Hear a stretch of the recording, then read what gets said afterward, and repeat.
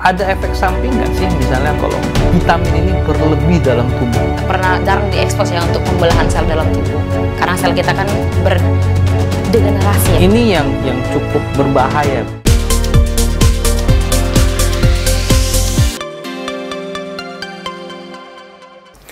Halo Bu Pito, ya Pak. kita jumpa lagi nih ya dalam acara opini kesehatan yang ada di masyarakat nih. Iya, Pak. Nah, yang banyak juga menjadi topik yang sangat dibicarakan masalah vitamin. Vitamin. Nah, sebenarnya kadang-kadang banyak orang menyebutkan vitamin, tetapi tidak tahu apa sih definisi dari vitamin ini atau apa sih kebutuhannya untuk tubuh sebenarnya, Bu? Oke. Vitamin ini sendiri kita definisikan sebagai suatu zat yang dibutuhkan oleh tubuh utamanya tuh dalam proses metabolisme dalam tubuh. Nah, di mana kita tahu ada banyak ya jenis-jenis vitamin ini sendiri. Ada vitamin yang larut dalam lemak, dan kemudian vitamin yang larut dalam air. Nah, vitamin yang larut dalam lemak ini itu ada A, D, E, dan K. Kemudian tambahnya ada vitamin B. Vitamin B kita tahu ada banyak ya Pak ya. Ada vitamin B1, B3, B6, B11, B kompleks. Nah, jadi ada banyak masing-masing jenis vitamin tadi dan fungsinya masing-masing dan manfaatnya tentunya dalam tubuh. Oke, kalau satu aja deh Bu, karena mungkin durasi nanti nggak cukup ya Bu ya. Misalnya fungsi dari sebenarnya salah satu vitamin deh Bu, misalnya vitamin A atau C deh. Sebenarnya fungsi apa sih Bu dalam tubuh kita ini? Oke, kalau untuk vitamin C sendiri yang paling umum itu yang kita tahu sendiri adalah untuk kekebalan tubuh ya. Vitamin C menangkal radikal bebas. Oke. Biasanya agar tidak mudah sakit mungkin. Agar tidak mudah sakit. Oke, kalau tadi A-nya Bu? Pada kesehatan mata sebenarnya, membantu kita dalam dalam kesehatan mata. Oke. Kemudian ada satu lagi, tapi jarang diekspos ya untuk pembelahan sel dalam tubuh. Karena sel kita kan berdegenerasi ya kalau kata ininya. Jadi vitamin A juga berperan dalam hal tersebut. Oh, berarti vitamin ini juga salah satu fungsinya untuk membantu proses meregen sel di dalam tubuh kita ya. Oke, tetapi bukan membantu dalam mata pencarian ya Bu ya, bukan ya. Oke, baik. Sebenarnya vitamin ini bisa kita dapatkan di mana saja sih Bu? Oke, kalau vitamin sendiri yang pasti paling banyak itu bersumber dari makanan sendiri, makanan pokok yang kita konsumsi itu. Makanya kita dianjurkan untuk makan 4 sehat 5 sempurna, yang pasti ada di dalamnya buah dan sayur. Jadi tidak hanya bersumber pada buah, tapi pada sayur juga ada kandungan vitamin, tapi tidak sebanyak ketika kita mengkonsumsi buah.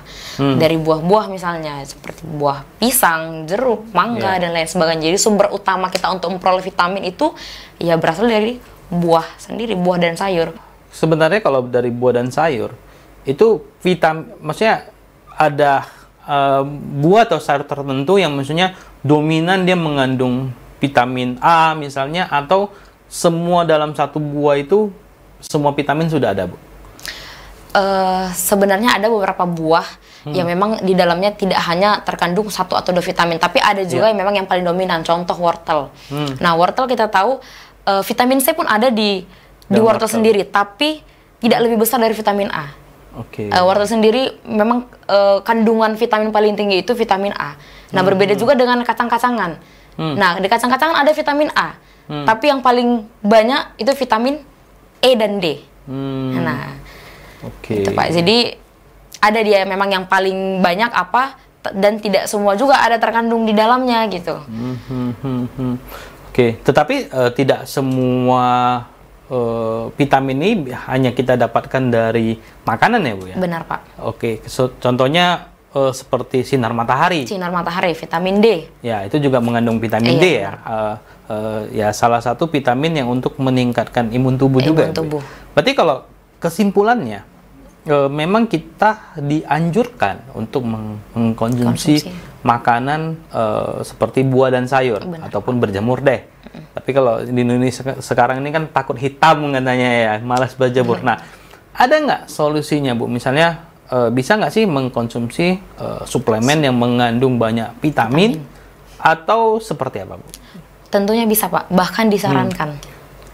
Bahkan disarankan untuk mengkonsumsi suplemen vitamin untuk membantu kita dalam memenuhi kebutuhan vitamin tubuh setiap hari. Karena kita tahu nih zaman sekarang sudah banyak orang-orang yang melupakan, sudah lupa untuk mengkonsumsi vitamin sendiri, untuk mengkonsumsi buah, sayur. Jadi memang kita perlukan suplemen tambahan itu sendiri untuk memenuhi asupan vitamin dalam tubuh. Berarti kita harus mengapresiasi petani-petani Indonesia juga. Benar, ya, Pak. Karena tanpa mereka kita tidak makan buah dan sayur, ya, Bu, ya. Oke, baik.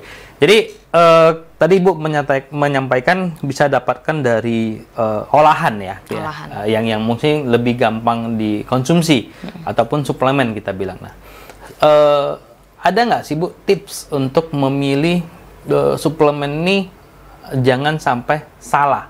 Karena sekarang banyak sekali yang nakal, pedagang nakal kita bilang, ya. Contohnya misalnya madu. Itu tinggi antioksidan, ada vitaminnya juga, tetapi dicampur dengan gula. Nah, ada nggak tips nih, Bu, supaya memilih suplemen yang baik itu seperti apa? Kalau saya sebenarnya kalau untuk memilih suplemen yang baik itu sebenarnya masing-masing tergantung kepada orangnya dan tergantung kepada kebutuhan apa yang dia perlukan. Itu yang pertama dulu, ya, Pak. Kemudian yang kedua, kalau saya sendiri untuk ketika saya nih diperhadapkan, coba cari nih mana nih suplemen menurut kamu yang kira-kira baik dan layak untuk kamu konsumsi. Hal yang pertama saya lihat itu adalah ingredientsnya sendiri, kandungan bahan-bahan itu sendiri. Nah, mungkin saya bakalan cek satu persatu apa sih sebenarnya, karena kan mungkin tidak semua bahan-bahan yang tertera di situ saya paham, atau saya tahu apa dan bagaimana fungsinya atau bagaimana kinerja dalam tubuh. Nah, mungkin saya akan lihat, saya cek dan berapa persen kadarnya. Dan kemudian kandungan apa sih yang paling banyak di satu suplemen A misalnya, apa sih yang paling, dan apa sih sebenarnya manfaatnya dalam tubuh gitu. Berarti melihat dari produk ini termasuk dari mungkin legalitasnya, legalitasnya, ya, Bu, ya. Jangan, maksud saya mungkin jangan asal memilih produk katanya bagus, karena kan kalau di Indonesia ini kan suka apa ya, demam musim gitu, ya. Katanya kemarin misalnya tanaman A, oh ini berkhasiat, semua berbondong-bondong mengkonsumsi itu, gitu, ya. Nah, tetapi alangkah baiknya kita mungkin lebih teliti melihat komposisi kandungannya seperti apa, ya, Bu, ya. Benar, Pak. Nah, kalau kita bahas masalah vitamin ini, Bu, ada efek samping nggak sih misalnya kalau vitamin ini berlebih dalam tubuh? Berarti yang kita maksud ini mengkonsumsi vitaminnya, ini konsumsi vitamin yang suplemen, ya, Pak? Iya. Oke, kalau untuk kalau dalam kita mungkin konsumsi buah, ya, yang alami ya mungkin hanya, ya mungkin makan semangka contohnya, ya hanya buang air kecil yang banyak, benar, gitu, benar, ya. Pak. Nah, mungkin kalau untuk dalam dosis yang apa ya, yang lebih banyak kita konsumsi suplemen vitamin tadi, mungkin akan berpengaruh kepada kesehatan tubuh, akan menyebabkan disfungsi mungkin pada organ-organ, karena kita tahu bahwasanya suplemen vitamin itu kan bentuknya tablet, ya. Itu jika dalam jangka waktu yang panjang, kembali lagi nih, dosis dan respon, gitu, ya, Pak, ya. Dosis dan respon. Nah, dosisnya mungkin dosisnya memang berapa miligram, tapi dalam jangka waktu yang panjang. Nah, itu kan akan menyebabkan apa ya, sama seperti kita mengkonsumsi obat. Nah, ketika kita konsumsi dalam jangka waktu yang lama dan panjang, ginjal akan mengalami kesulitan untuk apa ya, mencerna zat-zat residu. Nah, sama seperti apalagi yang kita konsumsi ini kan dia dalam bentuk suplemen, tablet, dan diolah secara kimia, buatan olahan pabrik, gitu, ya, Pak, ya. Berarti kalau suplemen yang berbahan alami ini sebenarnya kalau dikonsumsi jangka panjang ya tidak ada masalah, ya, Bu, ya. Tetapi kalau yang menggunakan sintetis ataupun menggunakan senyawa zat kimia tambahan, ini yang cukup berbahaya, Bu, ya. Benar, Pak.